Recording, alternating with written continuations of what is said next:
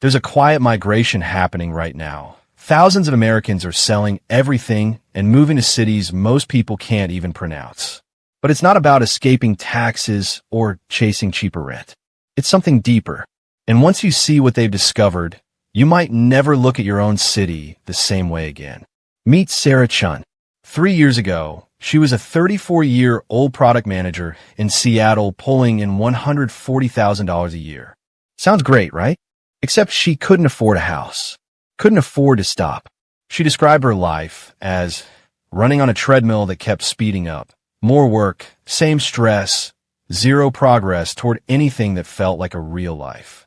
At 3 a.m., during another bout of insomnia, Sarah stumbled onto a Reddit thread about a place called Zug, Switzerland, a city of 30,000 people tucked between a lake and mountains. She expected the usual expat fantasy nonsense. Instead, she found something that made her sit up in bed. Over 9,000 Americans relocated to Switzerland in 2023 alone, a 47% jump from 2019. But here's what shocked Sarah most when she kept reading late into that night. It wasn't the mountains. It was something about the way Swiss cities were designed that changed everything. Swiss mountain cities have cracked a code American cities forgot existed. Walkability meets efficiency. And it's not some boutique luxury for the rich. It's just how life works there. Take Lucerne. Population 82,000. Average commute time? 12 minutes. Seattle, where Sarah lived. 52 minutes. That's 40 extra minutes twice a day, 5 days a week. Do the math. That's 347 hours a year Sarah was losing to traffic. 2 full weeks of her life. Gone. Sarah's first week in Lucerne, she walked to the grocery store in 8 minutes. To her co-working space in 14. To dinner with new colleagues in 6. No car. No Uber surge pricing. No range anxiety about electric charging. No $400 a month car payment, insurance, or gas. Just walking. And here's the thing researchers discovered that nobody talks about. A 2022 ETH Zurich study measured stress hormone levels in residents of compact Alpine cities versus sprawling American metros. The Swiss? 34% lower cortisol levels. Their bodies were literally less stressed just by existing in a place that made sense. The average Swiss mountain city resident walks 11,000 steps daily without even trying. Americans? 3,000. We're not lazier. Our cities are just designed to make us sit in boxes. Car, cubicle, couch, repeat. But the infrastructure is just the surface. What's happening to their mental health is even more surprising. In 2023, the U.S. Surgeon General declared loneliness a public health crisis. 58% of Americans report feeling lonely regularly. We're the most connected generation in history, glued to phones and social media, and somehow the most isolated. Meet Marcus Washington, 41 years old, former management consultant in Chicago. 6-figure salary. Divorced. He described his life as surrounded by millions of people but completely alone. He'd go days without a real conversation. Weeks without anyone asking how he actually was. Then he moved to Bern, and he discovered something the Swiss do that Americans have almost completely lost: Feierabend culture. It directly translates to evening celebration, but it's really about mandatory work-life separation. When work ends, life begins. Not, I'll answer emails after dinner life. Actual, protected social life. Marcus joined a weekly stampish at a cafe near his apartment. A stampish is a regulars table. Same people, same table, every Thursday evening for decades in some cases. Sounds simple, maybe even boring. But here's what happened. 3rd week, they invited him to a weekend hike. 5th week, to a fondue night at someone's home. 2 months in, his neighbor knocked on his door with homemade bread because she baked too much. Marcus told me he cried that night. Not from sadness, from the shock that someone had actually noticed him. A 2023 University of Basel study found Swiss Alpine residents have 41% stronger community ties than urban Swiss populations, and 68% stronger than American suburbanites. 68%.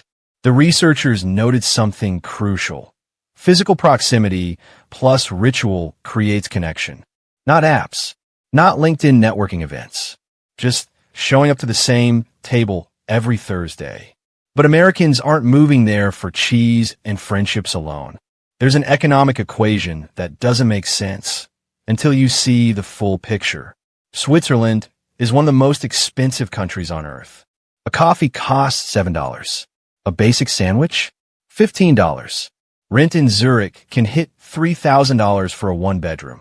So when Americans say they're saving money after moving there, how is that possible? Meet Jennifer Park, 29 years old, former marketing manager in New York, making $95,000 a year.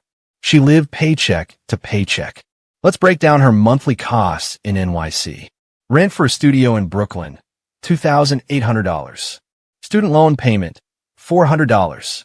Subway pass and occasional Ubers, $300. Phone and internet, $150. Groceries and eating out, $600. Healthcare copays and prescriptions, $200. That's $4,450 a month before she bought anything else. Entertainment? Clothes? Savings? Forget it. Now here's her life in Zug, Switzerland. One-bedroom apartment, better quality, actual windows that open, $2,200. Student loans, $0. Swiss system doesn't burden graduates this way. Transportation, unlimited train pass covering the entire region, $80.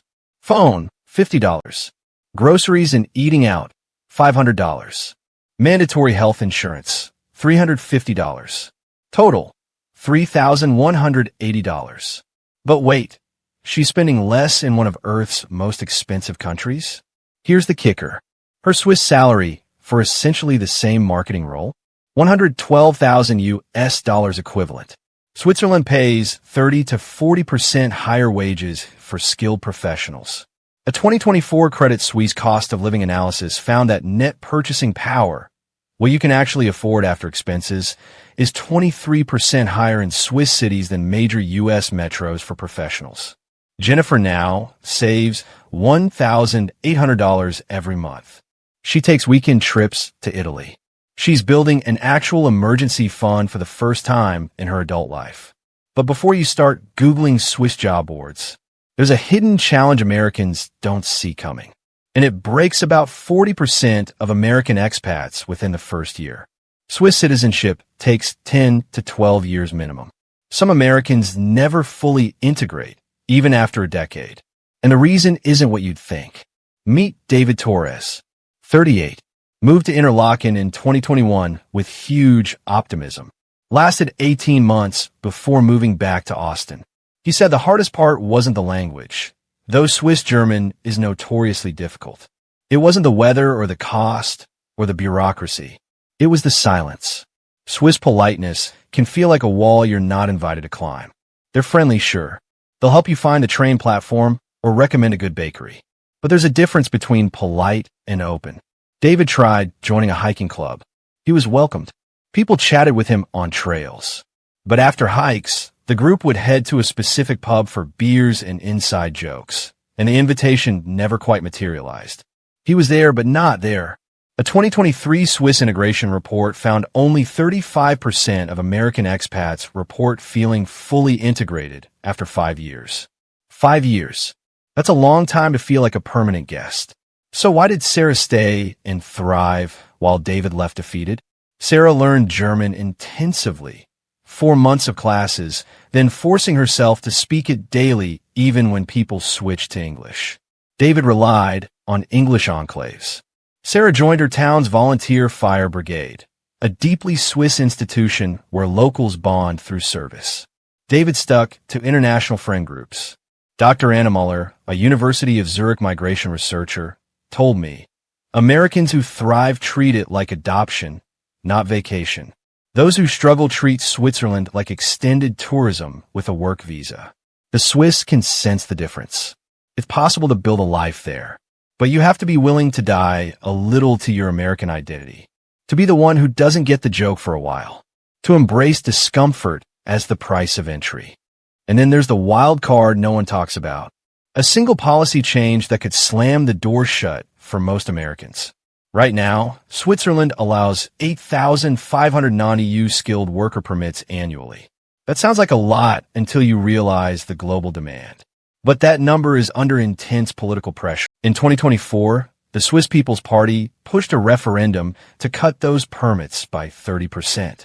It failed, but only by a 52 to 48% margin. The pressure is building.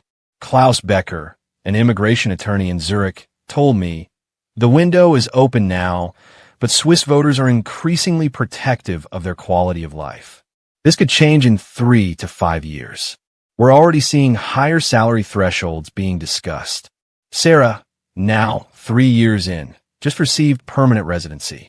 She told me, "If I'd waited another year to apply, I might not have qualified under the new rules being proposed. I got in just as the door started closing." Current wait time for a Swiss work visa? 3 to 4 months. Projected timeline if restrictions pass? 12 to 18 months, with salary requirements potentially jumping from $90,000 to $120,000 minimum. So here's the real question everyone should be asking. If you could design your ideal city from scratch, what would matter most to you? Walkability, so your daily life doesn't require a car? Community, where neighbors actually know your name? Economic security, where your salary stretches and you can build savings? Or something else entirely? Because here's what's interesting about the Americans who thrived in Switzerland. They didn't chase perfection. They chased priorities. They figured out what they actually valued, not what they were supposed to value, and they built a life around that. What's yours? Drop your answer in the comments. And if you've ever lived abroad or seriously considered it, tell us the one thing that would make you leave the US tomorrow. I'm genuinely curious what's driving people's decisions right now. And if you're sitting there thinking, this sounds amazing but completely impossible for someone like me, stick around. Our next video breaks down the exact visas, salary requirements, and career paths Americans are actually using to make this move. You might be more qualified than you think. See you in the comments.